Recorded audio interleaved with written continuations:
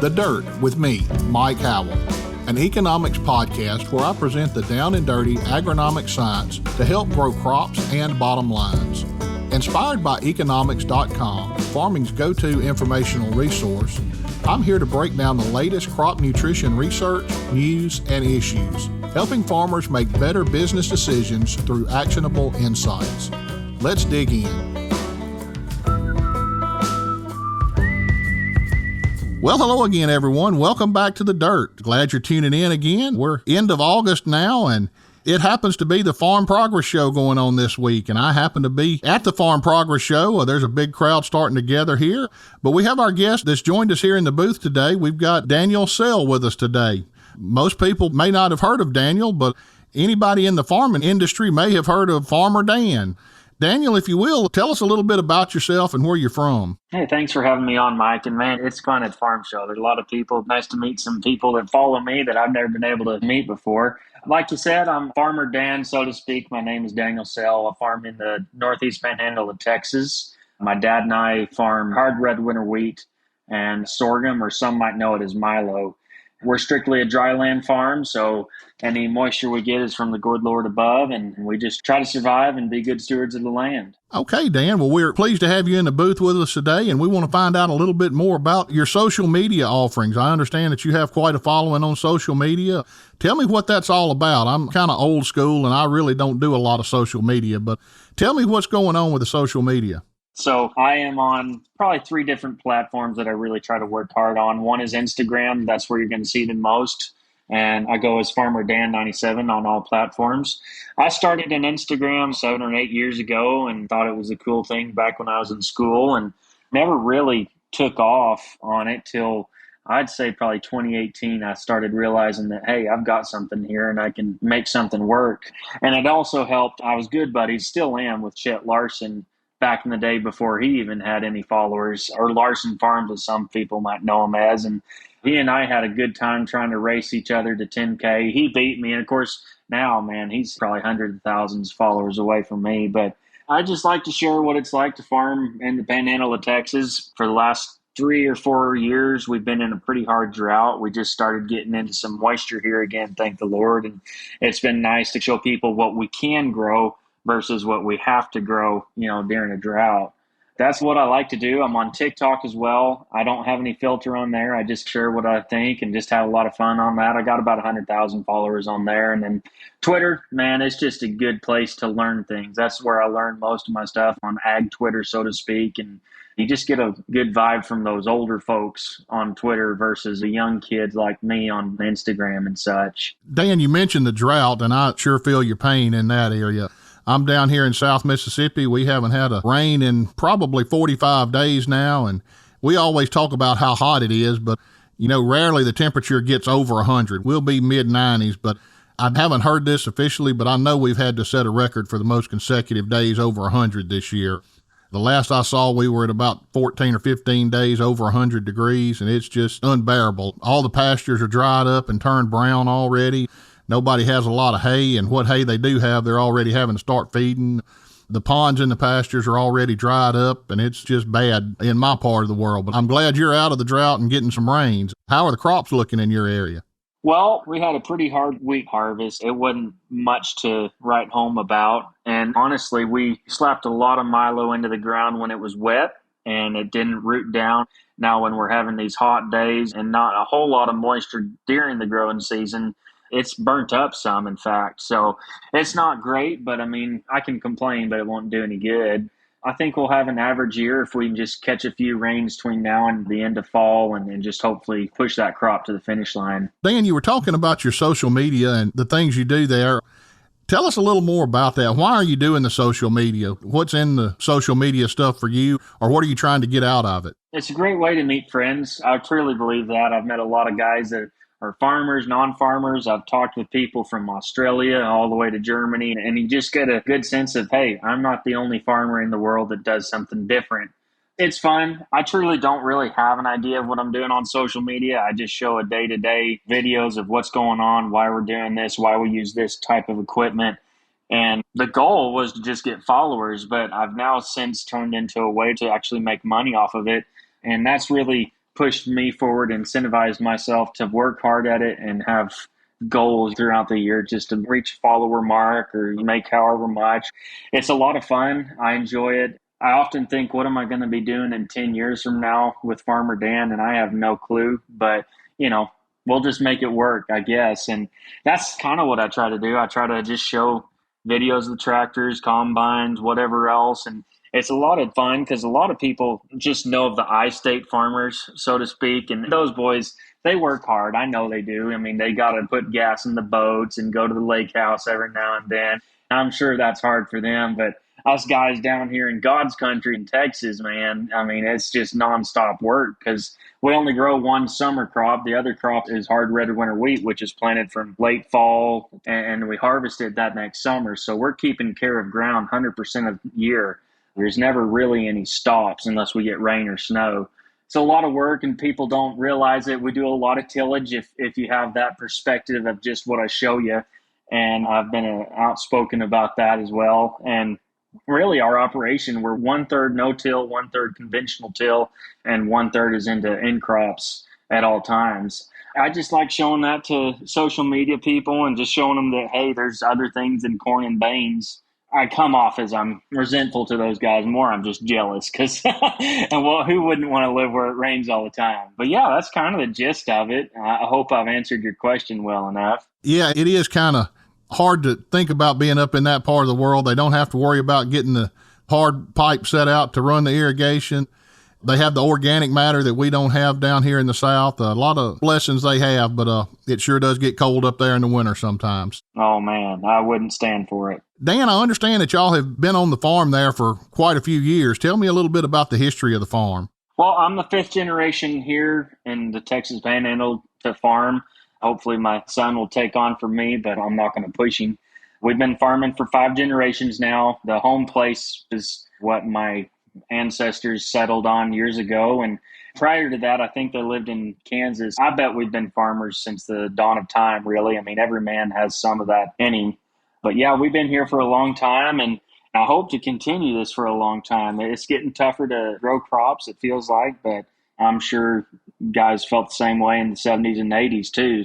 Time will pass and we'll just keep going. But yeah, my dad and mom had 8 kids, and I'm the only one that has fully pursued farming. The rest of them have that gene in them that they want to farm, but they've chosen different paths, and I couldn't be happier for them. And it's just a lot of fun to work with my dad. You know, there's times when it's tough. I have a different opinion than him, which is shocking, but overall, I wouldn't want to work with anyone else or work for anyone else either. Yeah, it's always good to be there close to your family and miss those days a lot.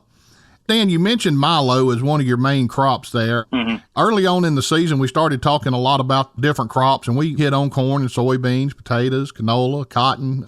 We talked about a lot of crops there, but Milo was not one that we talked about. So if you don't mind, let's talk a little bit about Milo and what it takes to grow a crop of Milo. If you would, kind of talk us through it from start to finish. Milo is a real small seed. A lot of people don't realize how small it is, and we use sugar beet plates in our planter to actually get a good singulation off of them. They're about the same size as a sugar beet seed for those who might need a reference. Typically around here, we like to plant it in mid-June. A lot of guys will plant it earlier if they're a little bit further away from us, but for our operation with the heat we get in August, it's best to plant that late June time. That way it's not trying to push ahead out while we're in 100-degree weather all August. It's timing and everything. It really looks like a corn plant for about, I'd say, 8 weeks of its growing season. It's got the same look to everything, but then it just shuts off. It don't grow any taller than, I would say, waist high for most folks. And then it shoots a stem out and pushes ahead. I think there's about 3,000 or 4,000 seeds per head. We'll see yields around here anywhere from 50 to 120 bushels an acre, depending on the rain and how well you take care of your weeds. And I think the hardest thing for us, for our operation, is weed control, because God bless them, but the corn growers have the attention of the seed guys, and they want to make them happy. There's no Roundup Ready Milo. There is a variety out now that you have a sort of chemical resistance to that you can attack grass weeds with, which we have used the past 3 years. And it is showing its use on the farm. But overall, your only option is to really work hard on putting that pre down before you plant, because after then, I mean, you can run a cultivator through it, but bottom line, if you can't control the weeds from the beginning, you'll never control them throughout the season. Harvest usually is after hard freeze for us. There's guys down south, real far down south, that'll actually spray their Milo with Roundup when the grain's ready and then just go and harvest it. But we don't really have the need for that. The hard freeze will come through and kill the plant, and then we'll harvest it. Actually, what we use, John Deere used to make these headers called all crop heads, I think they called them. And they made them for soybeans. They had snouts and they had discs and belts, and the snouts and the whole housing of that would float on the soil. I think that was before they built drapers or had drapers back then. We used to run those for quite a while. And of course, John Deere discontinued them when drapers came out, and it was really hard to find parts. And at one point, I think we were spending $15,000 to $20,000 every 3 years to put it in shape and get it going. The reason that we need something with rows versus like a draper or a wheat head or something like that is up here, we get a lot of wind. And when a hard freeze comes through and then a wind comes, you can have thousands of acres just fall over or lodge, as some might call it, and you've lost your crop. If it's a good year, you're talking about 4 to 5 feet worth of plant just to get to that head. So you're taking all that into your combine, and it's hard on it. So what we use is John Deere's corn heads. We run 2 612C corn heads, and we have a conversion kit. It's called Arrow Conversion, ARRO conversion kit. And what they do is they remove the rollers, the deck plates, anything that goes with corn, and then they replace that head sprocket with the same sprocket, but then it's got discs on it. And you can just run through that row and cut it. There's nothing else but the chains in that sprocket with a disc. And that has saved us so much time and money, because you can find parts with a corn head, you can get it done, and it's a lot lighter. And man, it's been probably the best investment we've had for Milo in years. The hardest part for us in our operation is weed control. I mean, you can just throw bukus of money at it, and sometimes you just can't win. That's always a challenge for me. I always look into what I want to use at the beginning of the year and then hope that we can get some rain along the way to kind of push things along. After harvest, usually we'll just take it to the elevator around here, but there's guys that'll sell it to the pig farms. You can sell it to a lot of things, and I think if I can remember right, Milo is gluten-free, so it actually can be used as a health food grain as well. They've made cereals, you can make bread, you can make a lot of stuff, and I think years ago, China used to be one of our bigger contenders for purchasing Milo back in the day. It's got a use. It's not something that I would grow if I got a lot of rain, but with Milo's resilience to drought, I mean, we've seen 30, 40 bushel Milo in a hard drought where we maybe see 1 or 2 rains the whole season. It's resilient, and it does a great job at just growing and doing well for us. And that's why we raise it. Okay. Dan, you mentioned the herbicides. Talk a little bit about the fertility needs for Milo. In my part of the world, we don't grow a lot of it anymore. A few people will grow it every now and then, but it seems like everybody just puts it out there and doesn't really manage it like they ought to make maximum yields. Talk a little bit about what you need to do fertility-wise to achieve those high yields. Well, for my farm, I try to put at least 60 pounds of actual N on my ground if I want to see 70, 80 bushel Milo. It all depends on the rain. I feel like I'm a broken record saying that, but it really depends on the rain. Next year, we're looking into putting some phosphate down with the urea, and I'm kind of excited about that. My ground lately has called for that in my soil samples, but I just haven't found the need. And the hard thing for it is it's such a long-term investment for me, because that stuff, it doesn't move. It sits there, unlike nitrogen. And so it's hard to, especially if you're just going from year to year with like a piece of ground, you hate to put that kind of money into something. There's some things coming up next year that I'm really excited about trying. And phosphate, and it helps that Milo, and it really pushes that wheat ahead too. For our operation, we need that wheat stubble for the Milo next year, so it's protected from a harsh environment while it's just beginning to grow.